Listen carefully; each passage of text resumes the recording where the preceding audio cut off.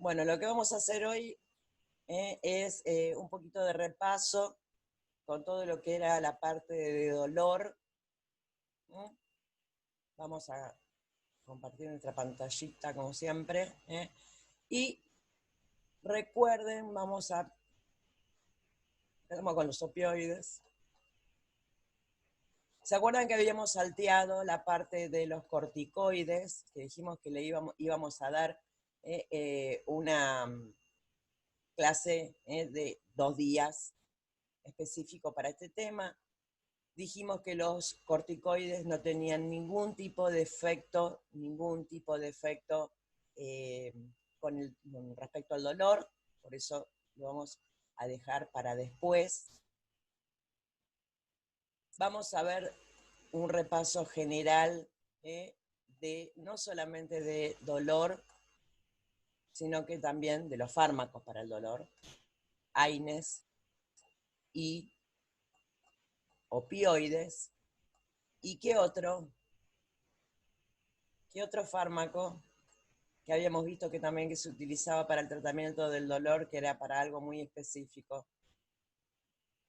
¿Quién se acuerda? La ergotamina. Aspirina. La ergotamina, muy bien, la ergotamina. Entonces, vamos a recordar un poquitito lo que era esto del proceso inflamatorio, que obviamente el proceso inflamatorio tenía una serie de mediadores, o sea, sustancias que hacían que el dolor, que hacían que se produjera la inflamación.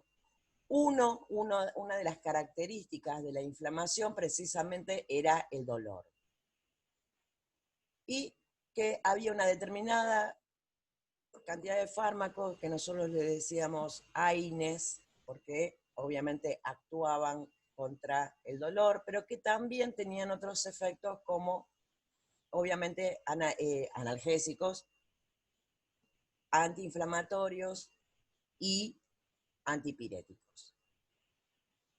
Pero vamos a recordar un poquitito que había varios tipos de dolor, ¿no?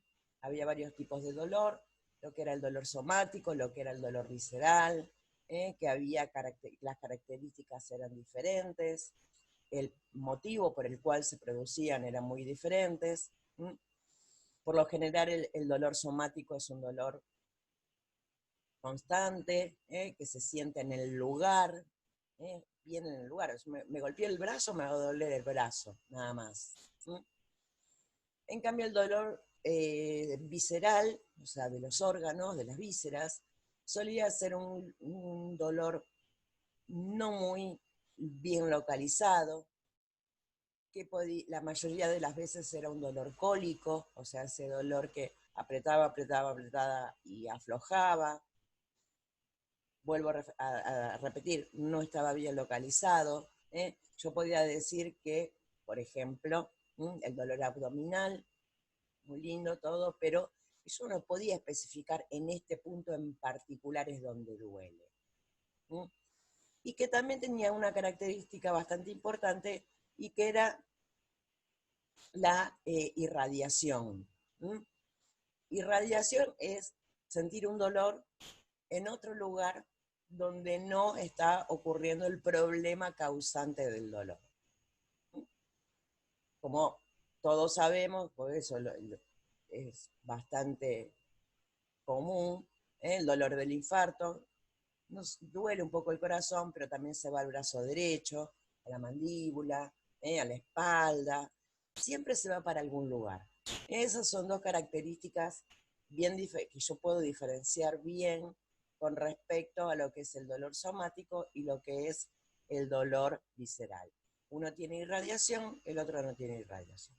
El dolor somático es precisamente en el lugar, el dolor visceral es bastante difuso, no lo puedo localizar tan puntualmente.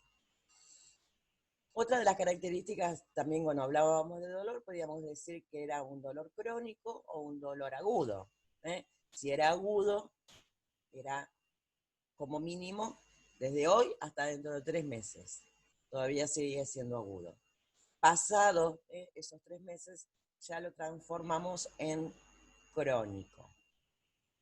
Después vamos a acordarnos también que había una serie de sustancias, también mediadores, que hacían que el dolor empeorara o que disminuyera. Estas sustancias que hacían que el dolor disminuyera, modularse, eran los opioides endógenos. Estos opioides endógenos, las encefalinas, endorfinas, dinorfinas, son estas sustancias que no son mediadores, perdón, que no son neurotransmisores, son sustancias que hacen que el dolor afloje un poco, que el dolor no sea tan fuerte, es como que lo calma. Y que precisamente estas sustancias actúan sobre receptores.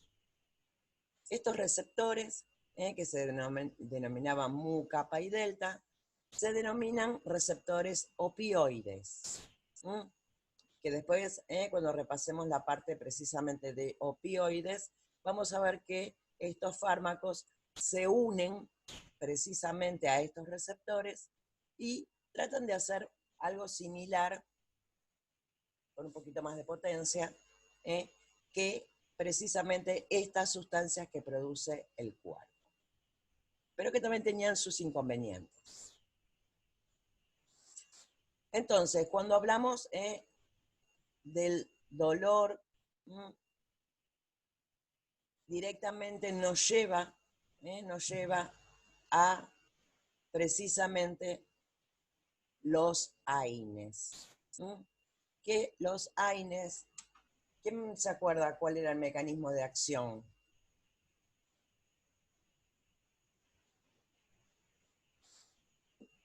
A ver, ¿quién se acuerda cuál era el mecanismo de acción de los AINES? ¿Inhibían a las prostaglandinas? Bien, Inhiben a la ciclooxigenasa, profe. eso es más específico. Si bien lo que dijo Fede no está mal. Y esas, por lo tanto, se inhiben la producción de prostaglandinas. Exactamente. Nosotros habíamos visto con el tema de los mediadores del dolor que las prostaglandinas precisamente era una de las que aumentaba la sensación del dolor. Entonces, si yo impido o bloqueo, hago que no pueda producirse esta enzima, que era la ciclooxigenasa, que era la responsable de la producción de prostaglandinas, disminuía supuestamente la cantidad de prostaglandinas y lograba ese efecto analgésico. Que también las prostaglandinas estaban relacionadas con la fiebre, entonces al inhibirlas también puedo bajar la fiebre. Lo mismo con la inflamación. Por eso decíamos que estos fármacos tenían estas tres utilidades. Yo lo podía usar como analgésico, lo podía usar como antipirético y como antiinflamatorio. Pero recuerden que las prostaglandinas también eran responsables de qué otra cosa, y que por la inhibición se transformaba en un efecto adverso. ¿Qué era lo que hacían las prostaglandinas también?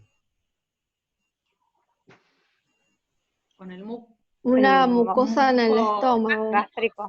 Moco gástrico. Exactamente, producían el moco gástrico protector. Y al inhibirlo, o sea, esta producción, al inhibir esta producción de moco gástrico protector, obviamente esto se transformaba en un efecto adverso. O en algo que yo no quería que ocurriera. Porque ¿quién quiere tener acidez por tomar un analgésico? Es lindo, ¿no? Es gracioso. Bien. Pero que en ciertas circunstancias, digamos que yo podía ver, si me duele la cabeza que no voy a tomar nada porque obviamente voy a tener acidez. No, yo voy a querer calmar mi dolor. ¿Y en qué caso se les ocurre a ustedes que le podrían recomendar a una persona que aparte de obviamente tomar esa medicación para calmar un dolor crónico, ¿en qué caso les recomendarían a una persona que consuma también un protector gástrico? En alguien que tiene antecedentes de gastritis o úlcera gástrica. Porque le duele la cabeza hoy y nada más. Alguien que tiene que tomar más de un medicamento. Alguien que tiene que tomar más de un medicamento, o alguien que tiene que consumir este AINE por un tiempo prolongado. Vamos a suponer una persona que tiene un esguince, que tiene que tomar un antiinflamatorio y analgésico. Por lo general, un diclofenac o alguno de los potentes que son bastante gastrolesivos. ¿No le recomendarían ahí uno? Y sí, un omeprazol. Un omeprazol. Bien, ya sabemos del omeprazol y todavía no lo vimos. Qué grande esta clase. Bien, entonces recordemos que la gran mayoría de los AINES son gastrolesivos, algunos más que otros, y que obviamente, siempre la recomendación de acompañarlo con un protector gástrico nunca está de más. Después, cuando veamos la parte precisamente de este tipo de fármacos, vamos a ver que tampoco hay que recomendarlo a trachimoche así, porque sí, porque también tiene sus inconvenientes. Pero bueno, estamos en esta etapa, después ya la vamos a ir completando. Entonces, cuando una persona tiene que tomar un fármaco, de estos que son bastante gastrolesivos, le puedo también recomendar, ya que ustedes este cuatrimestre tuvieron ventas con el profe Elifonso. No, Elifonso no, ese no está mal. Me confundí de profesor. Judés. ¿No? Bueno, ya lo van a tener. Que después yo me peleo todas las clases. Él les dice, vendan. Y yo le digo, no vendan. Y los que ya trabajan en farmacia ya saben que el dueño de la farmacia también le dice, vendan. Pero bueno, siempre yo creo que hay que vender con criterio, no vender por vender. Bien, entonces volvemos a los AINES. Bueno, ¿y qué otro problema tenían los AINES? ¿Cuál era el otro problema que también podíamos tomar como efecto adverso y que en determinadas circunstancias se Son tóxicos. aprovecha ese efecto adverso y se utiliza como efecto terapéutico? Sí, Federico, perdón, ¿qué estabas diciendo? No, que si tomás mucho puede ser tóxico, como por ejemplo el paracetamol. Sí, Que te da una sobredosis. obviamente. Cualquier fármaco puede ser tóxico. Ahí Lucía decía antiagregante plaquetario, que obviamente siempre es un efecto adverso, excepto, en realidad siempre es un efecto adverso, pero en determinadas circunstancias se aprovecha este efecto adverso y se utiliza como efecto terapéutico. Así como los chicos que están en farmacia ya saben que el Sleepy, vamos a decir una marca comercial, es un fármaco que se utiliza o se utilizaba para la alergia, pero que provocaba demasiado sueño, entonces se aprovechó y ahora se vende para precisamente provocar sueño, como hipnótico. ¿En qué caso, qué fármaco y qué dosis lo uso como preventivo?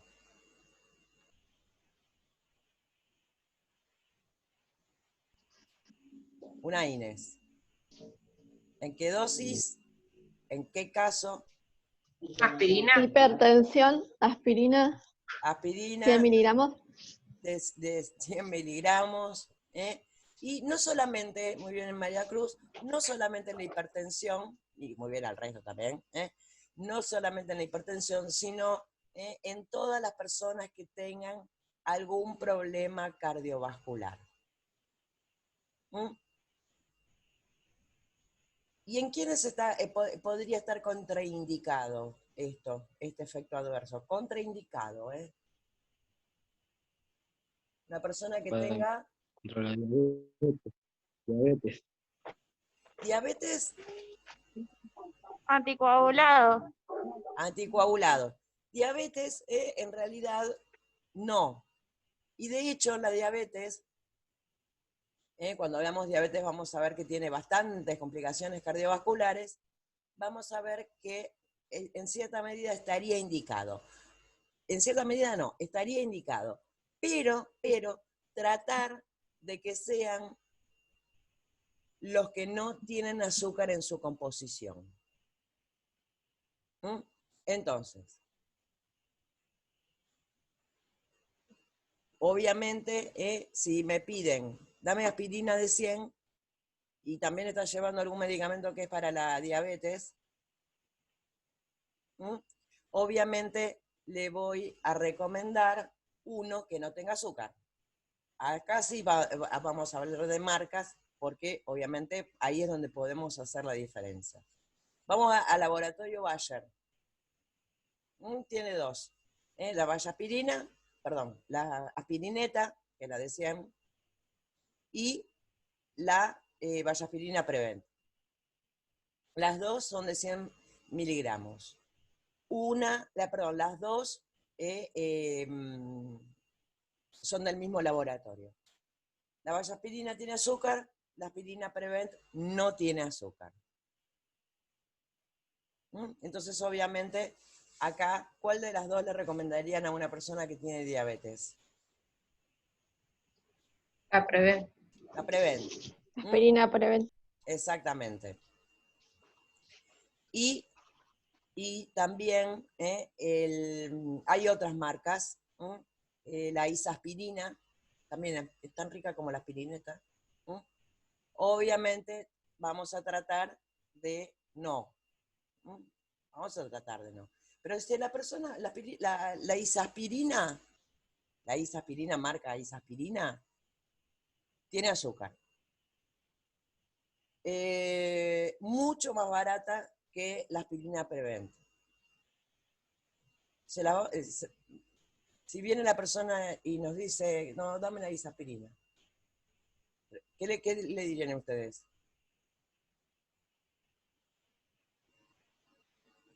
¿Qué les diría?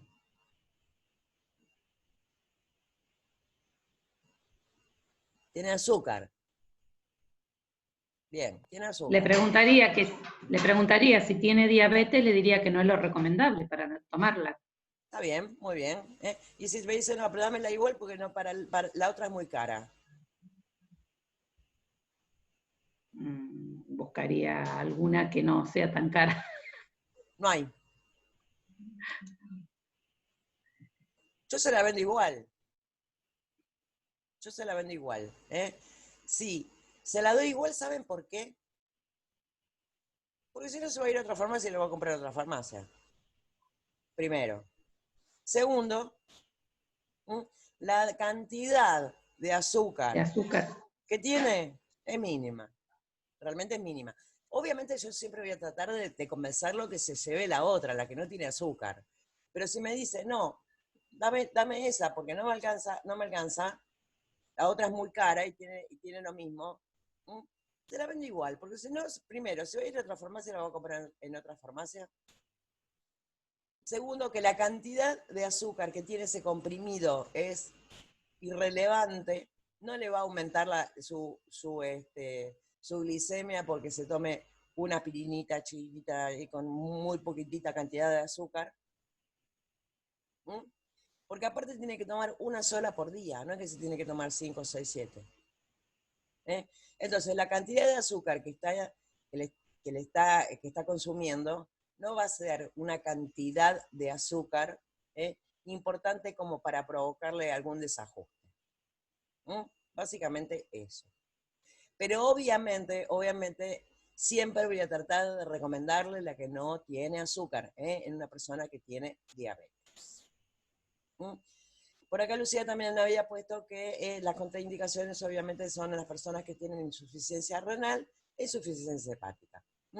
Pero el tema es que hay personas que ni siquiera saben que tienen insuficiencia hepática e insuficiencia renal hasta que ya es demasiado tarde. Entonces se lo tendría que estar realmente contraindicando a todo el mundo, por las dudas. Bien, voy a ir un poquitito acá.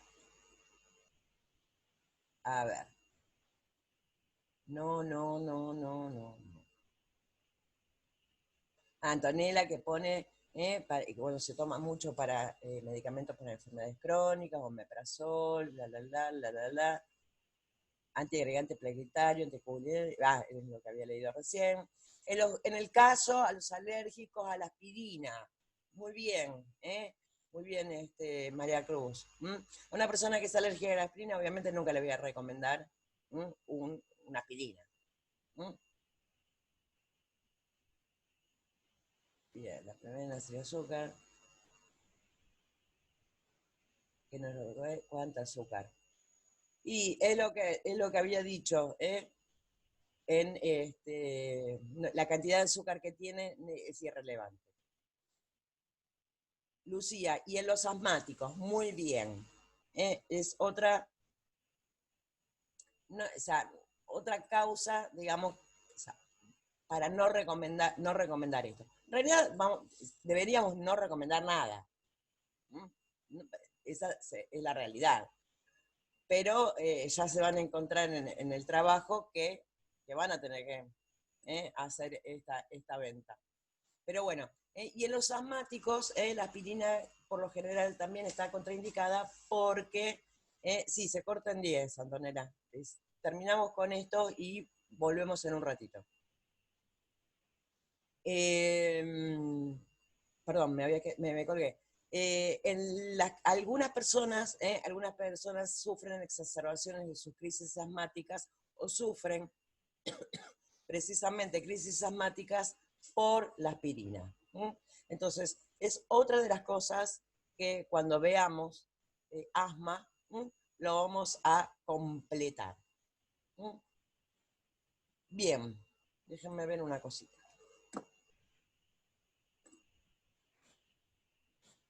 Entonces, básicamente, de AINES, todo esto, y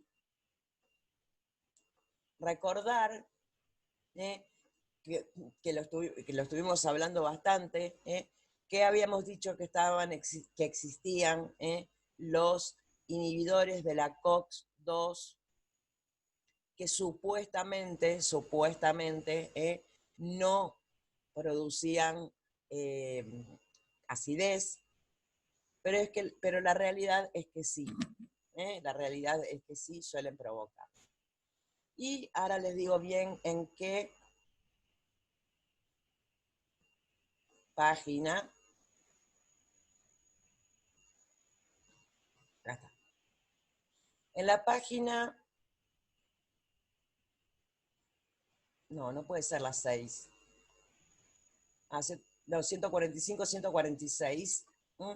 Hay un re lindo cuadrito donde hay una comparación entre la gran mayoría de los AINES y el uso clínico, los efectos adversos, las contraindicaciones, la dosis y la posología.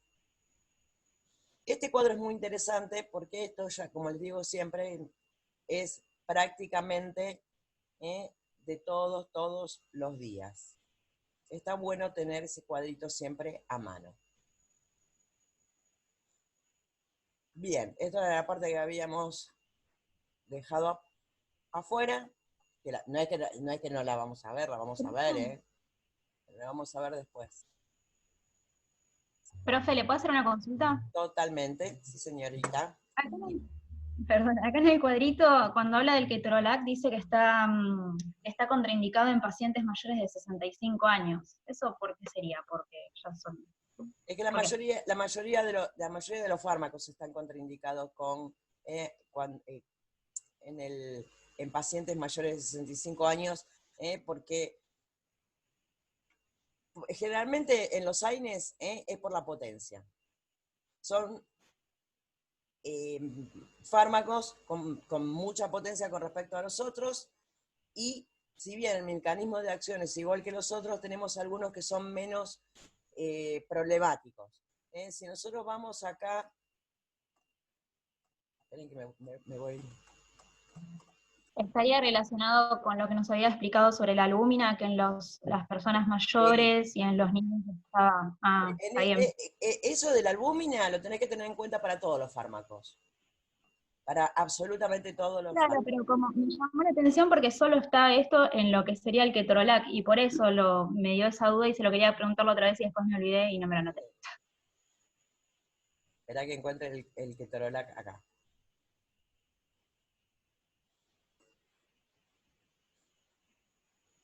Dice, en contraindicaciones se recomienda su uso en un corto plazo, ya que en los pacientes tratados crónicamente más de 3 meses, el riesgo de úlcera gastroduodenal, hemorragia y perforación aumentan de forma notable. Luego del uso crónico por vía oral, hematuria y proteinuria. No se recomienda su uso mayor y tampoco en analgesia obstétrica. ¿Vos sabés que no sé, Lucía? Estoy tratando de pensarlo, ¿por qué específicamente mayores de 65 años el ketorolac? Yo supongo que debe ser por una cuestión de insuficiencia renal. En una persona o sea, esto de riesgo de úlcera gastroduodenal y hemorragia va a ocurrir en todos, no únicamente en las personas mayores de 65 años. Pero con la edad, obviamente el riñón empieza a disminuir su función. Eso es para todos. Te guste o no te guste, a partir de determinada edad, los órganos van a empezar a funcionar a media máquina, por decirlo de alguna manera. Y como por lo general el uso crónico provoca proteinuria, o sea, el aumento de la eliminación de proteínas por la orina, que no tendría que ocurrir, y si encima el ketorolac, perdón, esto es lo que produce el ketorolac, y si encima el paciente ya tiene un déficit, digamos, en su función renal, lo ideal es que no. Y la realidad es que no a todos los pacientes, o no todas las personas, hasta que no presentan síntomas, a nadie le hacen un test de función renal para ver si su función renal está bien o no está bien. Al menos que presente síntomas. Entonces, por las dudas, siempre es recomendable que no.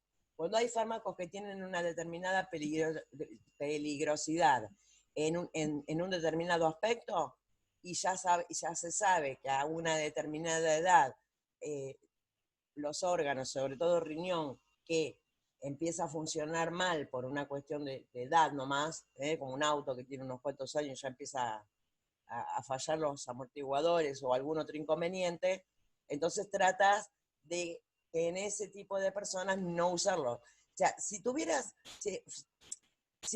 fuera el único fármaco que existe para tratar este síntoma, bueno, está bien, ni vemos. Pero si hay otros, con exactamente la misma potencia, que no tienen este problema, básicamente no hay inconveniente. Pero sí, tiene que ver con la hipoalbuminemia que tienen las personas mayores, con el déficit de la función renal normal que ocurre por el envejecimiento, y esas cosas. A ver, ¿qué dice el chat por aquí? Quedan 2 minutos. No. Stephanie dice, y si te están por operar tampoco. En realidad, si te están por operar por este efecto antiplaquetario, se están contraindicados todos los AINES. En menores de 15 años, tampoco se puede por 5 días. Exactamente, como dice Marcelo acá. Tampoco se puede usar por más de 5 días porque porque es muy lesivo. Es extremadamente lesivo a nivel de la mucosa gástrica. Bien. menores de 15 años también por el mismo motivo de la hipoalbuminemia. Menos mal que Lucía hizo la pregunta, saltó todo esto. Los de los 15 y los 65 años. Bueno, 1 minuto 25. Cortamos y en la segunda reunión vemos la parte de opioides y ergotamina. Ahí volvemos en un ratito.